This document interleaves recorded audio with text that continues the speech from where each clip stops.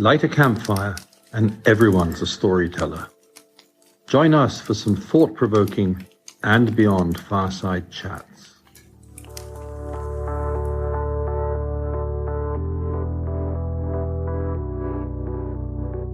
Welcome to Leave Our World a Better Place.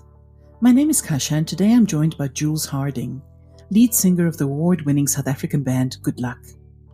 GoodLuck recently played a live concert at Phinda Private Game Reserve, and Jules is here to tell us how this concept came about and what went into the planning and execution to ensure that the event was done sensitively and appropriately for its magnificent natural setting.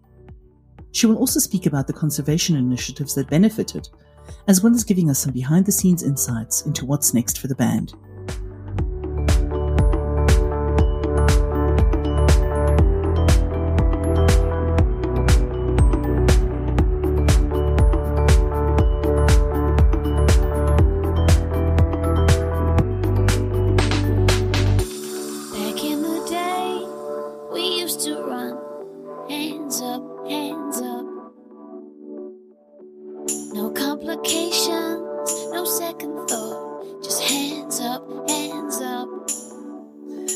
Jules, thanks so much for joining us to talk about the performance that GoodLuck did at Phinda over the past weekend. It's an absolute pleasure to have you. Thank you. It's so lovely to be chatting to you.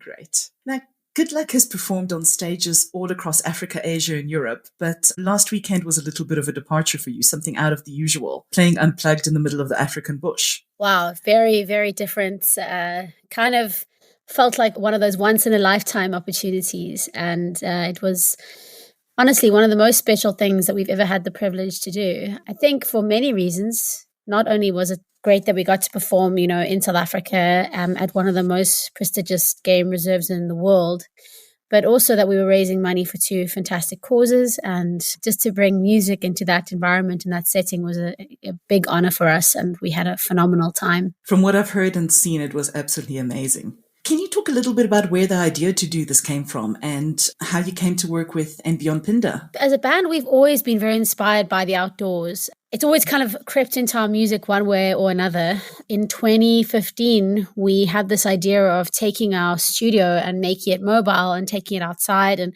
we actually ended up recording an album across Namibia to all these different locations around Namibia, recording in places like Dead Flay, Sauces Flay, Etosha, the Salt Pan. And we incorporated all the sounds that we'd recorded from the environment into the music.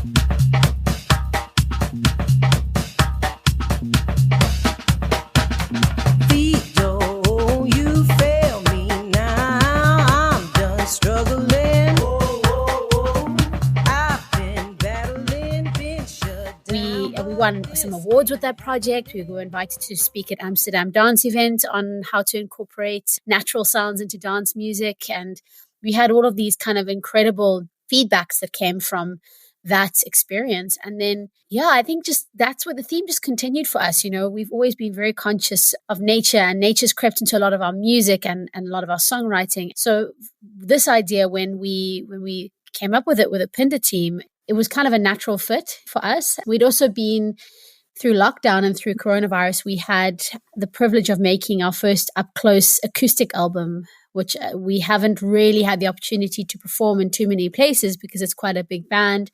And we had this idea of bringing that album and launching that album essentially at Phinda and doing it in a very special way. And at the same time, of course, trying to find a conservation project that we could get behind with a strong message. So the whole thing just kind of came together very organically. But I think for us, nature has always been a very strong theme in our music. Absolutely. Does that mean we might be hearing some of the Phinda frogs on one of your upcoming tracks? Maybe, or the lion. Wow, we heard the lion roaring when we were on one of the game drives, and it was literally like the most incredible sound. I mean, we couldn't believe the decibel level that comes out of this animal. It's like, it's overwhelming. So I think when I was watching Ben, our producer, his face when the lion was roaring, and I could see he was thinking, well, this could be like a bass line or something. Yeah, it is an amazing sound. You actually feel it just as much as you hear it. Yeah, exactly. So you mentioned your new album, Up Close, and the sort of more pared back and acoustic sound that you've got on that. Do you think that actually lent itself into playing a venue like Phinda more than some of your earlier productions? I think it is a better fit. It's a more natural fit, because obviously acoustic music is more gentle.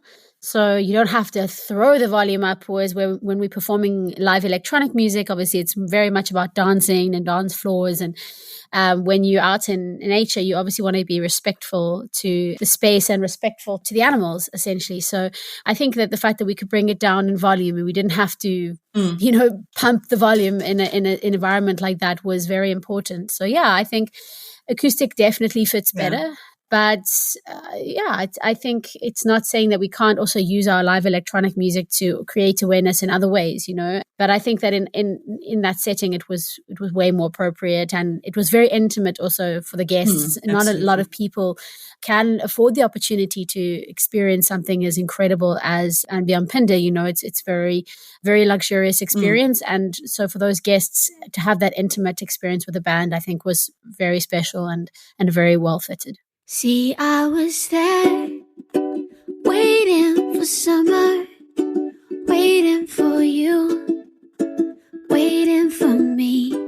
And I was on my own while you were there, waiting for summer, all by the sea.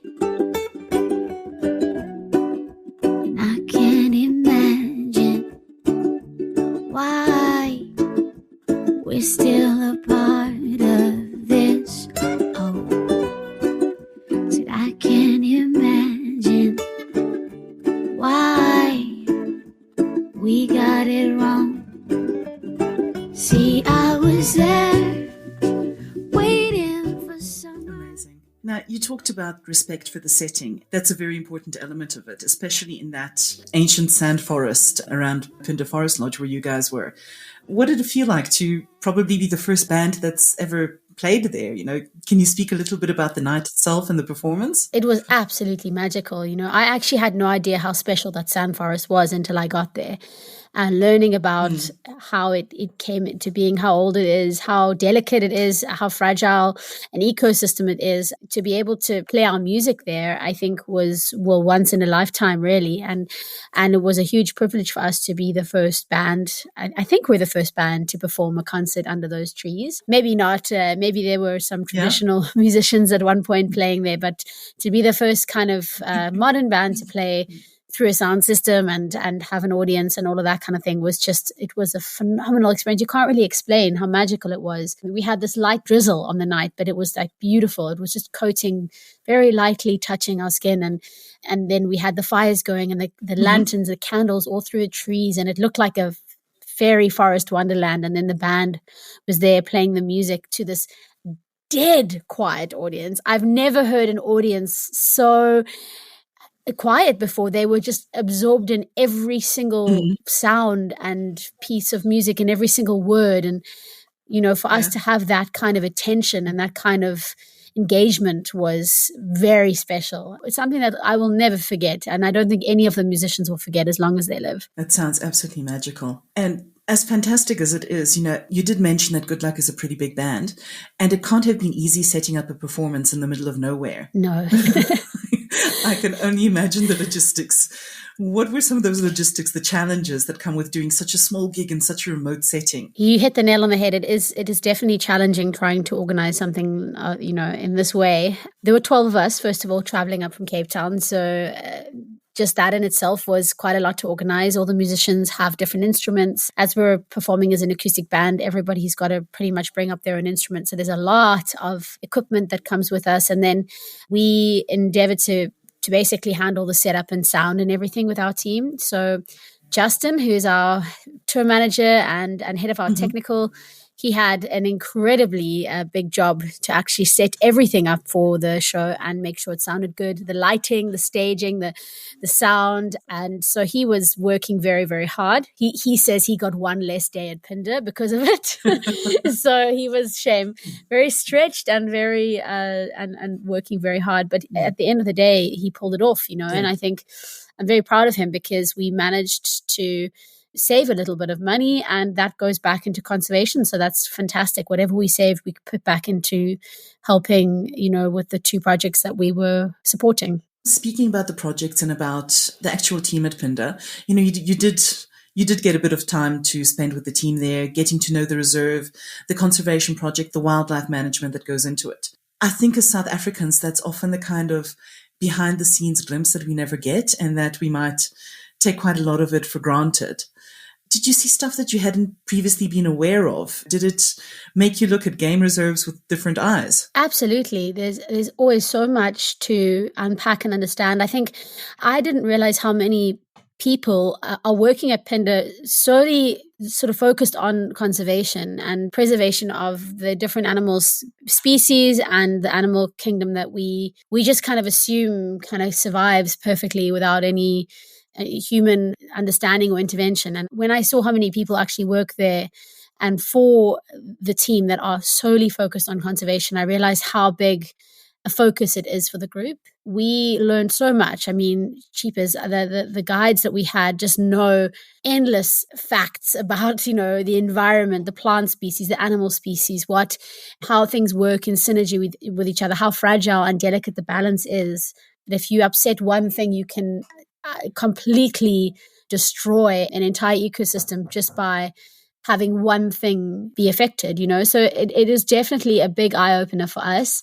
We learned a lot, but I think my biggest lesson was just how much of a focus this is for the And Beyond Phinda team. It seems to be pretty much all about conservation and making sure that we have something to leave to our children, grandchildren, great-grandchildren. Now, you actually got to experience some of the conservation projects that the concert goes towards. Can you tell me about the experience that you had with the pangolin conservation team and the pangolin that was being released? Wow, what an incredible thing to do. I mean, I felt a bit guilty actually because, there are many people in the world who have just dreamed of seeing or being in any way close to a pangolin. And, they're one of the shyest animals in the animal kingdom. And so many people just spend their whole lives hoping to see one, and the fact that we got to be part of this program, which is essentially rescuing animals or confiscating animals sometimes that are in difficult situations or that are being traded or that are being trafficked, and then releasing them back into their natural habitat in a very, very delicate way. The fact that we got to actually witness that was something that I feel beyond privileged. I don't know what we did to actually deserve that credit, but it was a beautiful thing to witness. And it's so sensitively treated, because they are the most targeted and trafficked animals in the world. And I don't think that the general public generally understand how bad the situation is with pangolins, because they are so curious and they're so shy and they're not like the lions, they're not like as evocative as a lion, shall we say, but they are just there and they are really just struggling. And it was so amazing to see this little pangolin going about her daily grind, because that's what it is, They feed on termites. They mission around trying to eat the different insects that they do, and they're very advanced little creatures. Like, I didn't know this about pangolins, but they have a long tongue that they can't actually grab with their 2 hands.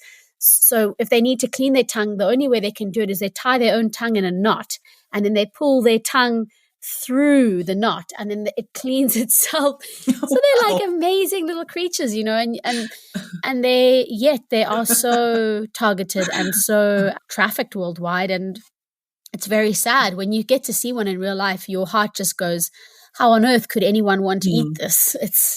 It's bizarre to me, Yeah. So to be there to facilitate one back into the wild was a huge honor. We're very lucky. Fantastic. While you were there with the band, I believe that you very generously did another private performance for the Phinda team, for the lodge team and the conservation team while you were there. Can you tell me a little bit about that and about some of the people that you met while you were there? Oh, yes. I mean, that was a very impromptu thing, after we'd done the show and I'd seen some of the staff were hanging around the back and watching what they could of the show. But, the Phinda staff are world class. So they are very respectful of the guests and, everything is handled in a very gentle and just a very beautiful way, so they were not going to ever encroach on the concert or come and get too involved. So for us, we know it's been a very difficult year for a lot of them. A lot of them have had to go months without working because of COVID. It's obviously hampered their industry as much as it has ours. And so we wanted to just do something for the staff and give them a little private show. And so we did, and we did it totally differently. We did more of a DJ set, which is a bit more dancey. I've been thinking about you. I've been thinking about you. I've been thinking about you. I've been thinking about you.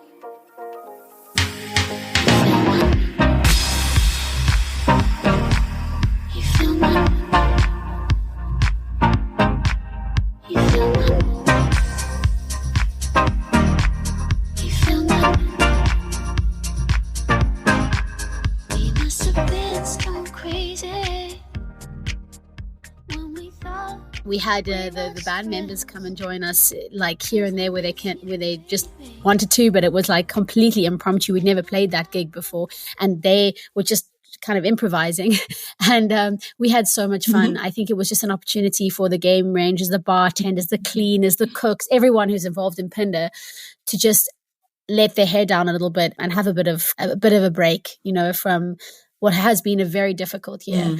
And we got to meet some phenomenal people, everyone is important there. And you really get a sense that the staff have been handpicked for their personalities. The cook was my bestie by the end of the trip, and she would come out every night and she could just tell she loves what she does and her food is her passion, and she puts her entire heart and soul into it. And she would come out and crack some jokes and tell us what was on the menu and then just serve this beautiful, amazing food. So we got to meet so many different people. I also really got the sense that no one person is more or less important than anyone else. Everyone is important there. The security walking you to your room is as important as the manager, and I think it's a wonderful spirit that you can really feel at Phinda, where everyone is treated with respect and treats the guests, also incredibly well. It's very much a family feeling at Phinda, and I'm pretty certain that by now GoodLuck is part of the family. I hope so.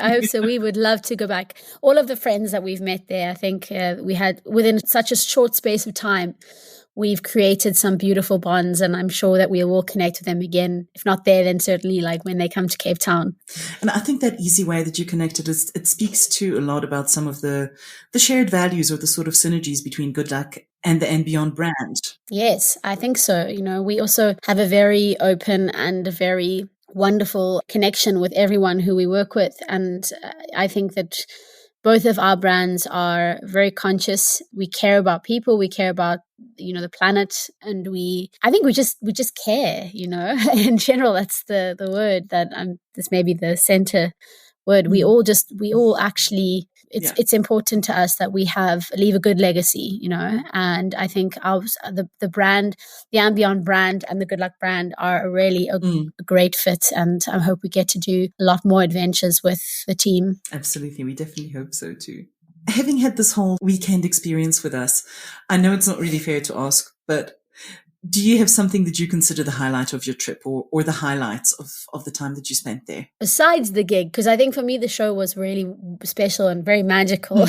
I'd say for me, I'd never seen... Okay, I'm going to say besides the trip and besides the pangolin, because the pangolin was also pretty incredible. I had never seen a leopard before, and we got to see a leopard sighting in the evening, which was this female leopard walking back to her territory. She was just walking on the road, and we followed her for about 25 minutes, which is ridiculous. She just was so relaxed and so she was on her mission and she didn't, really mind that we were there. And that was very uncharacteristic behavior for a leopard. They're normally very scared and nervous and they run away, but she was just in a good mood, I think. And she walked along the road for 25 minutes. We got to just gently trail behind her with the red filter spotlight, and it was ridiculously amazing. I've never been that close to sighting a leopard, and I'm very happy that I got to do that. Yeah, that really is amazing. And I think leopard is not one of the things that Phinda was always really well known for. And the team there have worked really, really hard to learn more about their leopards, research them and accustom them to vehicles. So I think that's a really amazing fact that you managed to have that sighting. We are so lucky. We are so lucky. I think the only thing that would have won up that for me is maybe some leopard cubs, but maybe next time. We always have to leave you with something to come back for. Exactly. Yeah, exactly. Now, Jules, you mentioned, it's a bit of a more sober note now, but you did mention the difficulties that COVID has brought for the music industry, like it did to the travel industry and so many others. Given the difficulties that you've been through in the past year and a half, what's next for GoodLuck? Where's the band heading? Yeah, you're so right. It's been a very difficult time. I think 2020, we were very kind of gung-ho about doing what we could to make the best of a bad situation and give back to the communities around us. We raised R500,000 for feeding programs in the first month, and we did everything we could to kind of keep our industry going. We were hosting live streaming concerts for us and other artists at our studio, and just really pushing. But 2021 has been much more difficult because nothing has come back in a sense, and things are still looking very, very unsure, and it's. What I think is the biggest challenge for the music industry is that there's so many other industries connected to it. And on the daily, we are watching as some of our best people get poached by other countries to move overseas to go work in Dubai or in Europe. And, in the eventing industry, we were losing quite a lot of good people. Yeah. So for us, it's been very difficult to watch this unfold. It's been very difficult as well, because we've had to get creative as to how we work and where we focus our attention, kind of understanding that because gigs mean pretty much 95% of our income, and that's dried up, we've had to figure out other ways of earning a living. So it's been enormous pressure. And I think the next chapter for us is really it's kind of twofold. I think it's launching a couple of ideas that we've had on the side that we are looking to now release, and we've been working on, and they're very exciting, and hopefully will mount to something really wonderful. And then also the band has got a bunch of music that we've been recording, so we've got more music coming out. We're hoping to tour again as soon as we can. That's still very uncertain though. And I think at the moment we are still very much in the thick of it. There is no kind of obvious way forward, and there's no end in sight as of yet. But it is encouraging to see countries like America starting to come back online a little bit, and people are starting to go to festivals again, and that is gives us a bit of hope. But in South Africa, unfortunately, we're still sitting not sure of what's going on. So it's been tough, like you said, a bit more sobering, but we can only do what we can and stay strong and stay hopeful, and I asked her honestly, how'd you keep the shimmer that was in her eye? Or find the energy to live as free? She would never let a moment by. She said, be yourself. Just be yourself. 'Cause everybody's getting busy. Absolutely. Have to hang in there and see what happens. But Jules, especially in this context, thank you so much to you and the band for giving up your time, for coming on this adventure with us, and for raising money towards conservation. It is very, very much appreciated. And thank you also for your time to come and talk to me. Thank you so much. And thank you so much to Ambient and to Phinda for the opportunity. I think it's so wonderful that we can do this and help raise some awareness and some funds for conservation. But also, I have to say, for the band, it was a much needed break from reality, and we are very grateful for the opportunity to have been there and experienced that. It is the best thing you can do with your time. I'm sure you know what I'm talking about. So hopefully we'll be back and doing it again. I'm so glad to hear that you guys really enjoyed the experience, and we definitely hope to have you back with us sometime soon. Thank you for listening to Leave Our World a Better Place. Don't forget to subscribe to make sure that you never miss an episode. If you'd like to find out more about And Beyond, please log on to our website at andbeyond.com.